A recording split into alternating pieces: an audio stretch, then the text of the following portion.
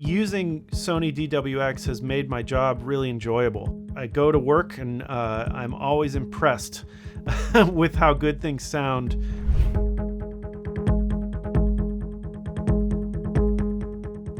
My name is Christopher Strollo. I run the sound department on a film or episodic television show, which involves recording all the dialogue and natural environments that the actors are working in. I kind of pride myself on films that are dialogue driven. It's a key thing in getting the audience to understand the emotions of performances. You know, so much emphasis is on the visual in filmmaking, which is absolutely true and important and great because the impression that we get is through the way things look.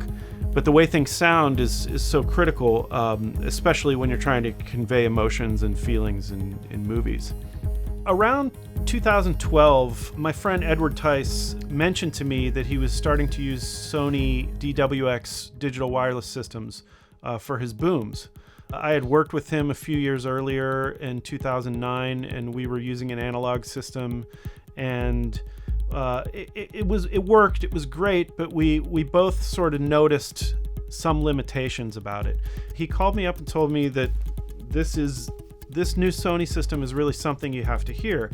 So I went out and found a few of them, and I immediately was struck by how remarkable the signal processing was, how crystal clear it was. The high end was brilliant. The range of the systems on the ends of the boom poles was fantastic.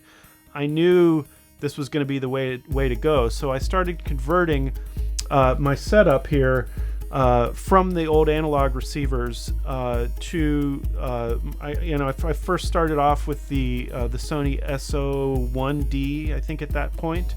I knew it was going to be the future for me. I knew it was going to be the way I wanted to work, and the rest is history. I've had them on every show since then.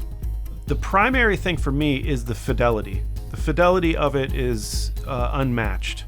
I get a response, especially in the high mids and highs, that I've never heard in a wireless system before. It's the closest thing to human hearing that I've ever heard in terms of an artificial medium. You can place one of these systems in a room and you really get the impression that you're in that room. The way it handles, especially the crispness in dialogue and people's voices without sibilance. There's no compression in these systems. It's a wide open, uncompressed digital signal, yet somehow the signal seems managed in a way, even though it's not really being managed. You don't have extreme dynamic changes, high volume to low volume, that is noticeable. It's all very sort of managed really well, however they're doing it. It's quite impressive. The DWX system has held up for 10 years for me. I've had a variety of transmitters and receivers. I have never sent them in for service in 10 years. That to me is a huge statement about the durability of Sony's professional audio equipment. In contrast, other manufacturers go back to the shop regularly. And this is something about Sony that I've really been impressed with. For example, these DWX transmitters that I use on my boom poles for the boom operators on sets, they're flying out there in the air on 16-foot boom poles, getting exposed to all the environmental factors, rain, snow, cold, heat. I've literally never had a problem with them. Both the collaring system that holds them on, the casing of the transmitter itself, the battery compartment, all these things that you think would go wrong have always held up. And they've always turned on and worked, and heat has never been an issue, and I've been in some very hot situations. I've taken the systems to Africa. I've worked in the desert in Death Valley with these systems and never had heat problems. And I've seen other equipment go down in those situations. Cameras in particular, as we know, are much more susceptible to that kind of thing. One really useful feature in the DWX system is the cross remote feature, which allows you to send a signal from your receiver to a transmitter to change a parameter, whether it be frequency, volume, power output. You have the ability to do these things very conveniently without having to bother a boom operator or an actor to mess with the device that they're using. But I do have to say, when it comes to volume level, both on the body pack transmitters and on the plug-on transmitters, I rarely have to do it because there's so much headroom on these systems. I can count on one hand how many times I have to turn down a plug-on transmitter with cross remote. It happens occasionally, but it's very rare. And the body packs are even more so forgiving in that sense. Analog manufacturers, they make these apps where you go and beep to change the settings. They don't use this kind of cross remote, which can be an annoyance sometimes. So it's really nice to be able to just dial it in on your receiver. What's really been impressive is the new developments with the Sony BO3R transmitter, which uses its own internal battery, which is the same as the battery that Sony uses for many of its smaller digital cameras. So they're readily available with really good runtimes. And what's fascinated me about this system is I can use this system not only on an actor, but as a plant mic, it's really, really shined. I use it in combination with Sony's ECM90 Lav. And the system noise that is non-existent here is incredible, and in combination with the runtimes has been really useful for me, especially for hiding microphones in places that you don't expect. I've used this system, for example, with one Sony Lav, I can cover the entire front of a car with this system because of the gain structure on it is so good, and because of how well it hides. Not just the Lav, but the size of this gives you huge advantages for concealing. When you record production dialogue for films, one of the hardest things is unpredictability of volume. As a sound mixer, you're looking at a scene, you watch a rehearsal, and you try and anticipate how loud or quiet an actor is going to be. And that's one of the hardest parts of the job because they can be very unpredictable in the way they deliver from take to take. When I started using the Sony DWX systems with my boom operators, I suddenly stressed so much less about that. I still had to do the job that I normally do, but the results I got were night and day. An actor could whisper, and I can gain up for that whisper, and then they can scream moments later, which often happens. And I did not have to change my gain structure in a way that was going to miss this. There's some people that run two microphones in these situations. They'll put a second system up to try and deal with the loud, scream and the quiet stuff, or they'll rely on the body mics for the quiet stuff. And with the DWX on booms, you could gain up for that low volume, that sensitive passage, and then not have to worry about peaking when that actor goes into some full active expression, which often can really mess things up for you when you're trying to make recordings. And these systems have saved me so many times. They're really remarkable, the amount of headroom that you have and the low amount of noise at the same time. My typical production kit is not really that typical. As you can see, this is kind of it right here. I don't do the traditional sound cart that most sound mixers do, where you're, large mixing surface and racks of receivers and transmitters and that kind of thing. I grew up doing documentaries before I got into, larger film production. And I always had to take a minimalist approach to how much gear I was going to bring out. I've spent a lot of time building support structures for recorders, wireless receivers.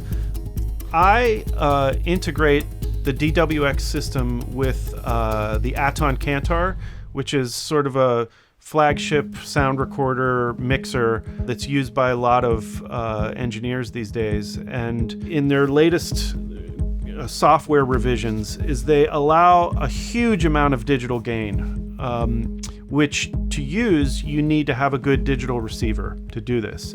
A digital receiver that is sort of balanced in its output in a way that's going to match your recorder. I went from 0 dB gain to now 36 dB of added gain with the Kantar, which took an already really good sounding digital wireless system and now supercharged it and made it so that my digital inputs now have way more headroom, way more ability to gain up for quiet work, which was already really good with the Sony system. So now I feel very comfortable when I go out there, with that relationship of those two systems. They have integrated a screen on the Kantar now that enables you to get wireless information onto the Kantar screen and allow you to control your wireless receivers no matter what manufacturer you're using.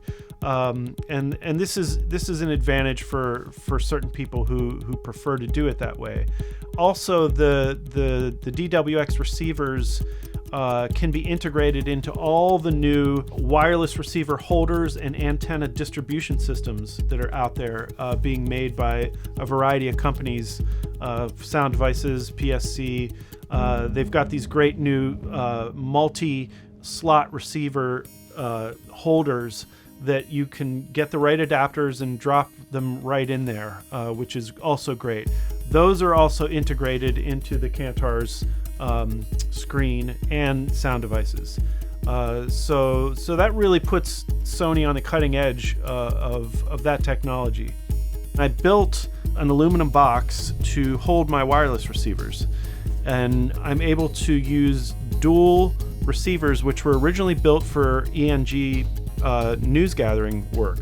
Sony, has been a leader in ENG equipment for years, and the idea of putting a slot-in receiver in the back of the camera with two channels is usually an animal from that world.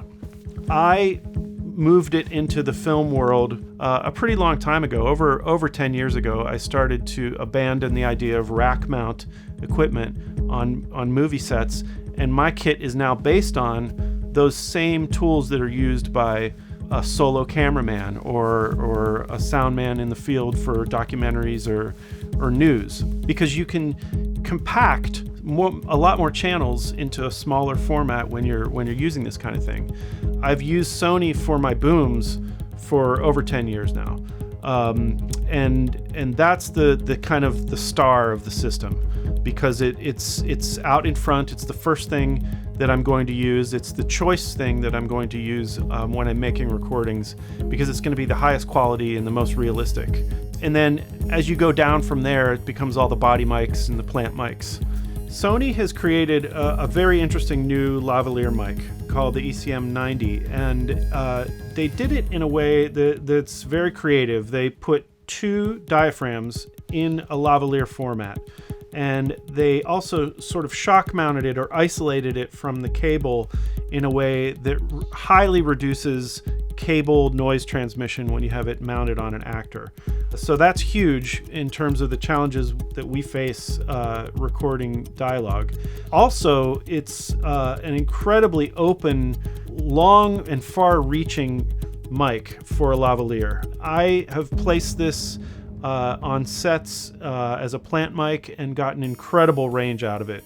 In cars, you can run them along the seam of a piece of furniture, for example, a side of a desk, the headboard of a bed, and get a pickup range that's really impressive. Something I would normally have to do with a much larger plant mic, I'm able to do with this lavalier because of the design of this dual diaphragm. It's almost as if it were a figure eight, but it's not. It's an omni pattern, but it enables you to capture things in both directions, where you don't have to worry about orienting the mic a certain way or going in and making an adjustment in the middle of a scene or between takes. This allows you to sort of find a sweet spot, leave it there, and then with your gain, be able to do some pretty impressive things. We've really crossed a new threshold now with what digital wireless systems can do, because we're no longer dealing with a lot of the system noise that used to be in analog and the varying system noise, which can go up and down depending on other signals that are in the air. All of this has been eliminated. Right now I'm phasing out my hybrid analog digital systems. I've sort of been through it with them, and I've recognized the advantage of the fully digital DWX systems. I can't see any reason to really keep going with the analog hybrid systems anymore. There's too much noise when you gain them up. Although the range is fantastic, the fidelity that you're getting out of a digital system, it far outweighs it. Most of the work you do as a production mixer is in a reasonable physical range. And so for me to say, oh, I have to keep these analog systems because I might get really far away, it's just not practical anymore. I think the advances in digital technology for audio have really been sort of a new dawn for what the possibilities are in terms of capturing both dialogue and music and ambience and effects. There's some real advantages now to what we can do with digital audio. The silence in the systems is just remarkable. There's no system noise. There's no artifacts that you're hearing. It's night and day what you can make happen with digital systems, and especially with dynamic range, with loud to quiet. There's nothing compares to having that ability to gain up without noise, or to have headroom when things get loud. I don't think I've used a cable connected to a microphone on a set in almost 15 years. The advent of digital wireless systems has made it so what you get out of it is just as solid as using a wired microphone, and sometimes better, believe it or not, because of the consistency of the processing and the signal when it's done really well. In the series American Rust, the first season opens with a sequence with Jeff Daniels playing Del Harris, a police chief in a small Pennsylvania town.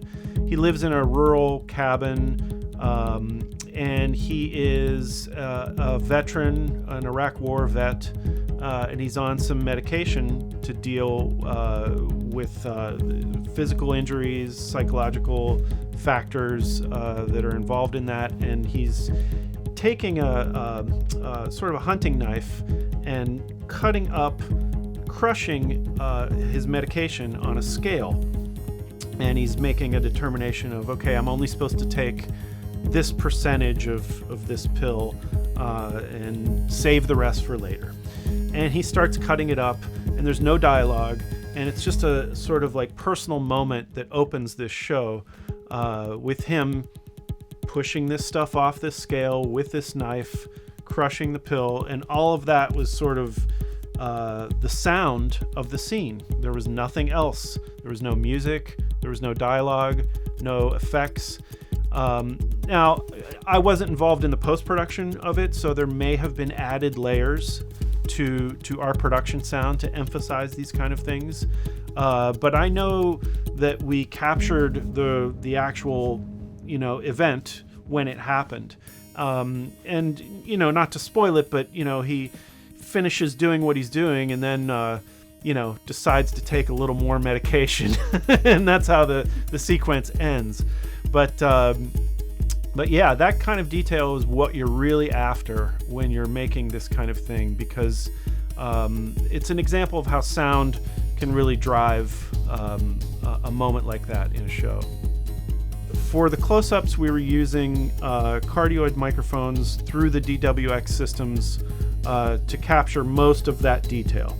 Now, there are moments where I did use the ECM 90 in that case. The lavs were planted on that table for the wide shots.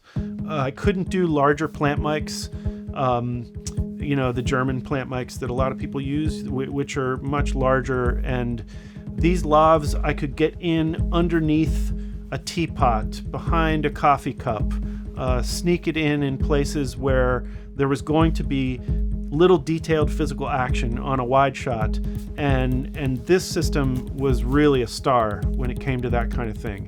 When you pull back and you see him in that cabin cutting up that pill, that's going to be the ECM90 doing that. And then when we get into the close-ups and the lenses are right there, that's going to be the PO1 transmitters on the booms, and a quiet Sony Venice camera right next to it as well.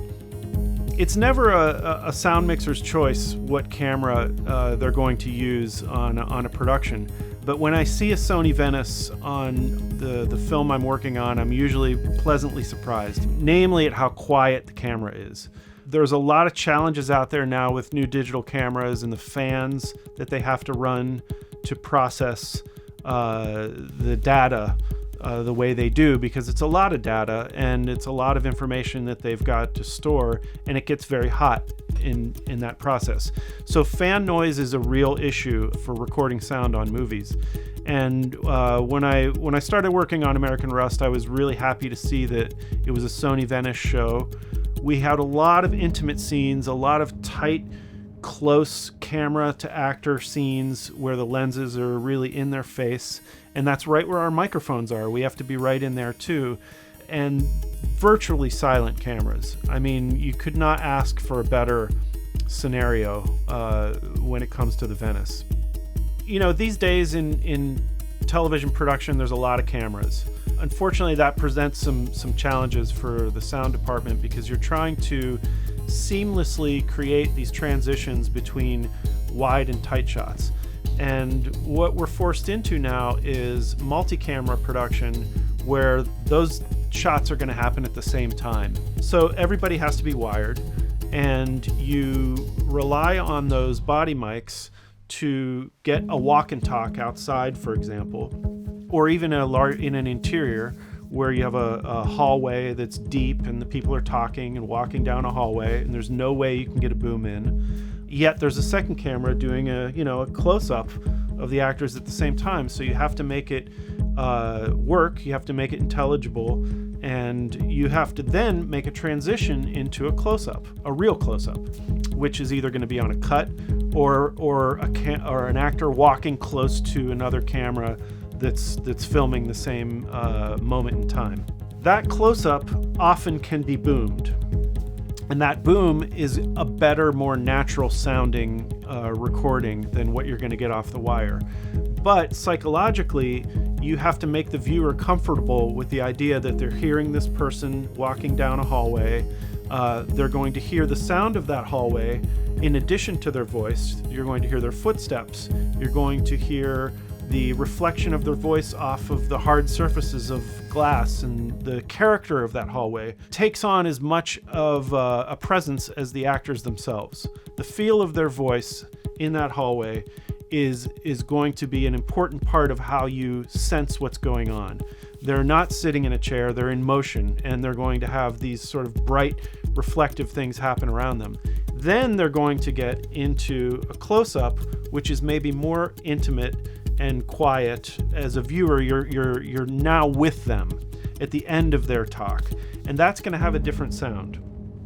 So what you have to do is you have to make a transition between the body mic and the boom in a way that's believable. And what's important is that the body mic has to have a certain amount of air. It has to have a certain amount of natural quality to it. It can't sound like it's hidden between 3 or 4 layers of clothing, which sometimes it is because of the way we have to hide mics on actors. So getting that lav to cut through and getting it to match the boom is the challenge that you're faced with. That involves some EQing sometimes. That involves using some delays at times. Jeff Daniels is a man of few words.